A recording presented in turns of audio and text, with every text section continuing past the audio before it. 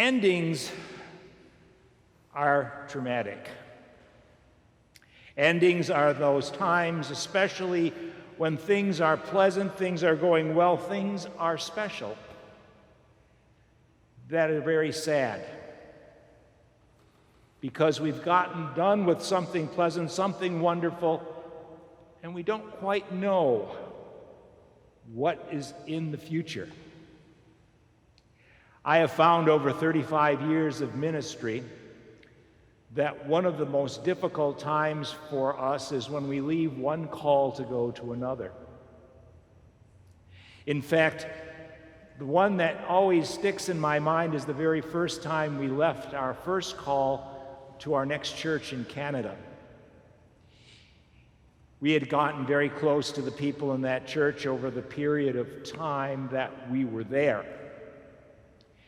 And I remember in the car, we left that church that day, and my daughter started crying, and, well, she had a best friend there that she left. My son started crying. He was only 2, didn't know, but his sister started crying. Then my wife, and then me, until we got to the border to cross over into Canada.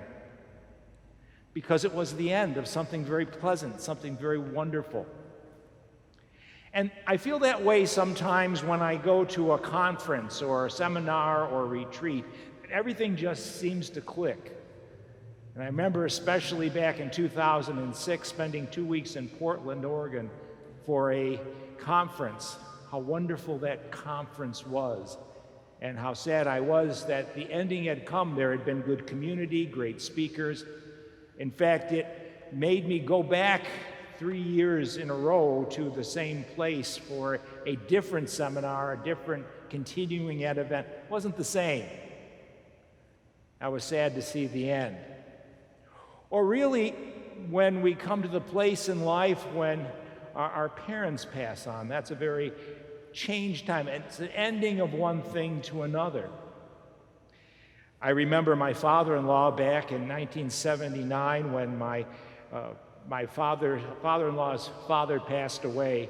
He was the last of his line in the family, and my father-in-law looked at my mother-in-law sitting in the car saying, "Well, Florence, now we're the old folks." And I kind of felt that way in 2006 when my mom passed away and all our parents had passed on. It's an ending, one thing to another. And you don't quite know, do you, when you have an ending, what's going to come next. You're kind of almost blindsided. So I think about that when I think about the women and the disciples when Jesus died. It was the end. In fact, you might say at the beginning of that week, they were probably pretty excited. Jesus was in Jerusalem. He was taking on the teachers. He made a big splash at the temple by turning over the tables and telling the money changers what to do. They were excited because Jesus was taking the faith that seemed to belong just to a few and reaching out to the many with forgiveness and love. Palm Sunday, as we call it, Jesus comes triumphantly into Jerusalem. Can you imagine how hearts were full and excited that the Messiah was finally coming to his city, to his temple, to his throne? Only on Thursday to be betrayed by one of his closest. Only to be taken to trial, which by all accounts was not fair in any way, shape, or form. To be tortured, to be mocked, and to die the ignominious death of crucifixion. What were the disciples and the women thinking? I am sure the one thing they said, this is the end. And of course, for the disciples, they find themselves in deep fear and hide. And the women take their fear and their sadness in another direction. They are going to do what needs to be done. And we see that they begin the process of preparing Jesus' body, and we think, even though Matthew's gospel doesn't seem to speak of it, that they went back more than likely to honor the body, but perhaps to make sure that it was in proper shape. It was the end. That was their thought, nothing else.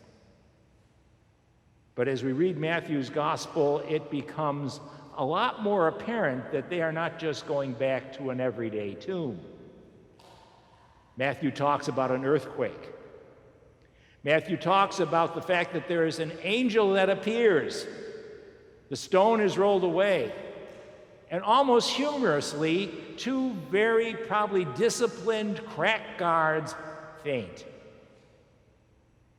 because of the fear. And the women are there, and the first words from the angel are words that I would say as well to two people who see the stone rolled away: do not be afraid. Jesus, who you seek, has been raised.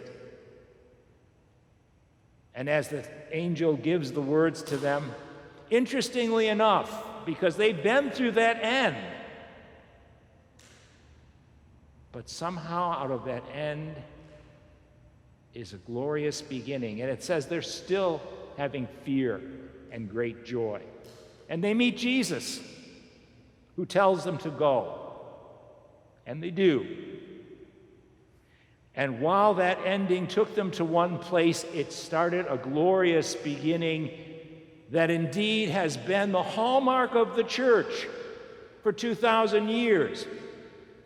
You know, so many times we talk about the crucifixion, and it is good. We talk about the crucifixion. And as we go through Holy Week, we realize, especially on those 3 days, what Jesus suffered. And he suffered that we might understand that God enters into our deepest suffering. And if it ended at Good Friday, the old question, as the disciples and the women were there, the Lutheran question is, what does this mean? But on Easter Sunday, we receive a glorious answer, that Jesus is raised. It is really the hallmark of our faith. If you look at the early preaching of the disciples, they speak of the resurrection. Paul on Mars Hill speaks of the resurrection. It is a resurrected faith. In the place of doubt and even not understanding, resurrection is at the forefront. That even though it's the end, a new beginning has come out of that most difficult end. And that is God's answer as we gather on this Easter Sunday. One of my favorite illustrations about Easter comes from an old story. Don't know whether it's true or not, but it's one of my favorite. And it has to do with the old Soviet Union.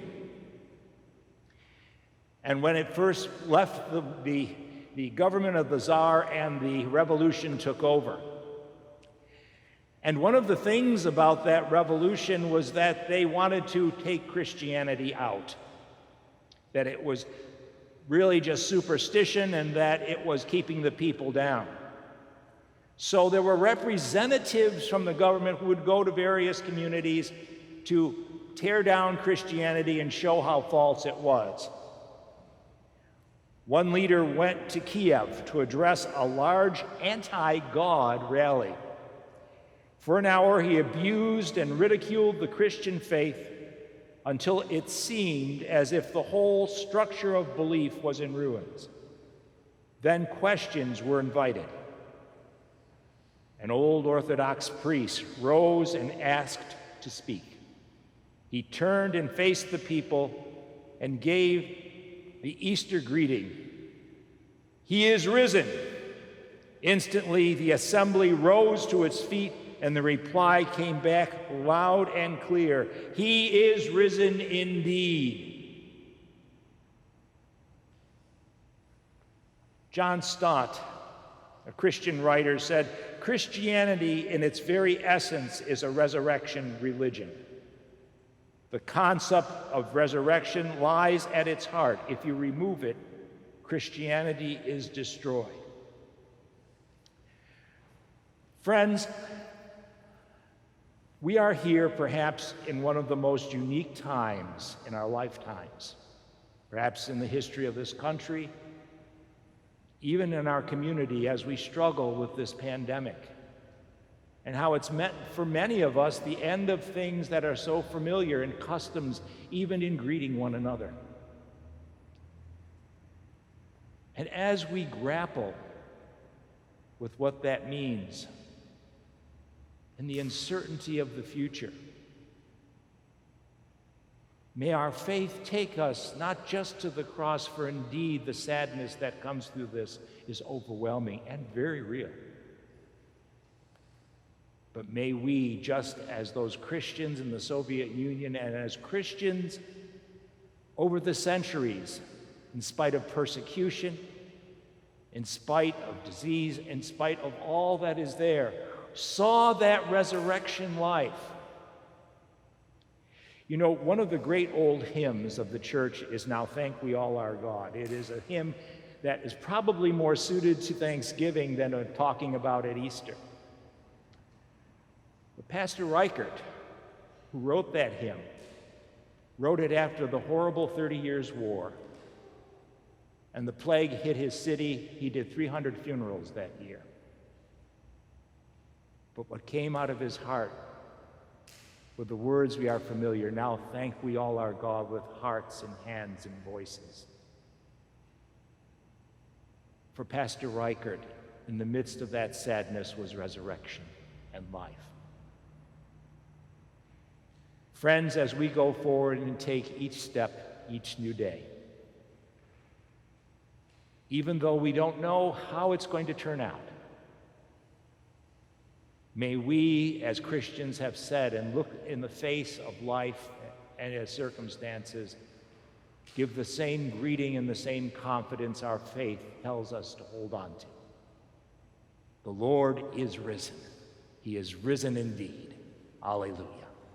Let us pray together. O Lord, as we are gathered here this day, both here and across the online community, surely all of us are wondering what the future will hold. And I know there for some of there is grieving. For some folks, there is deep uncertainty about the future. Oh Lord, may we look to this Easter Sunday, this resurrection faith that just a few people held on to, but yet over 2,000 years has been the cry of thousands, yes, millions in faith and hope.